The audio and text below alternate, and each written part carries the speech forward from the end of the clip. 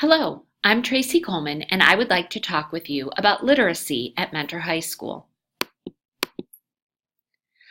To provide some context, our school-wide reading and writing data, based on the PSAT, ACT, and other measures, prompted us as a building to include a literacy goal as part of our building improvement plan.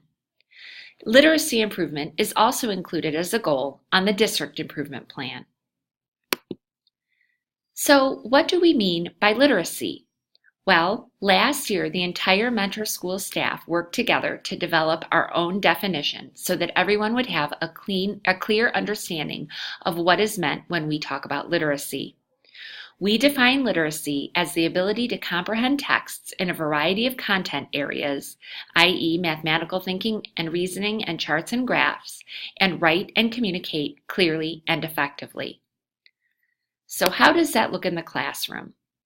Well, teachers are encouraged to provide multiple and diverse reading experiences for students. Multiple meaning frequent, and diverse meaning that students should not simply be reading the textbook, but also relevant and timely materials that relate to course content. When they read, students should read with a pen or pencil in hand, as Mike Schmoker says, to make notes and annotations and think about what they're reading as they read it. Teachers are encouraged to give students pre-reading activities to engage with the text prior to reading. These might include surveys, graphic organizers, quick writes, any strategies to get students thinking before they actually read a text. Students should discuss what they read before having to write about it. It's a good idea once students have completed a reading experience to have them digest before they have to go on to do an assignment. Use of websites such as Newsela to differentiate texts is encouraged, and any instructional coach at Mentor High School would be happy to show you how to use Newsela to differentiate texts for students in a way that gives them access to very current articles on any subject. Lastly, teachers are encouraged to use websites such as Actively Learn to promote close reading. Let's take a quick look at Actively Learn to see how that works.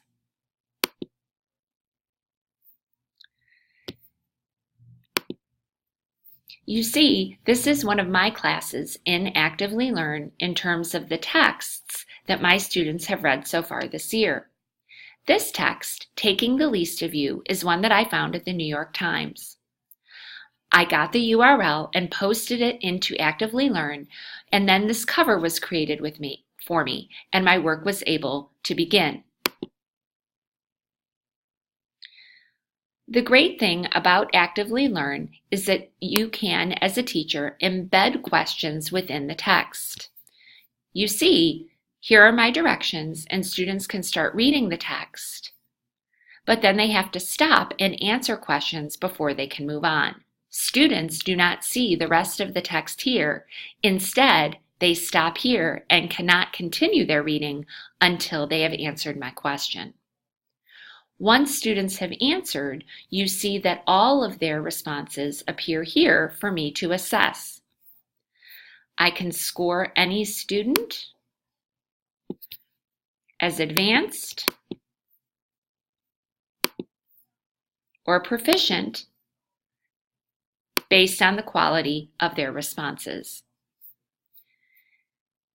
Actively Learn is a great tool for close reading, and any coach would be happy to show you how to use it in your own classroom. Writing is another component of the literacy goal. Teachers are encouraged to include a writing component on assessments, and these assessments that involve writing should get students thinking at higher levels, where they are not simply identifying things, but also applying and evaluating them on your assessments. Students should be provided the opportunity to complete quick writes on paper or electronically in Schoology discussions to think before they discuss. You might also use writing to have students answer questions requiring higher level thinking skills such as application, evaluation, and analysis. And lastly, All teachers are encouraged to hold students accountable for their written communication in terms of grammar and punctuation to reinforce that these are not just English class skills, but rather the skills for effectively communicating. The last component of the literacy goal involves speaking. It is encouraged that teachers give students informal as well as formal speaking opportunities.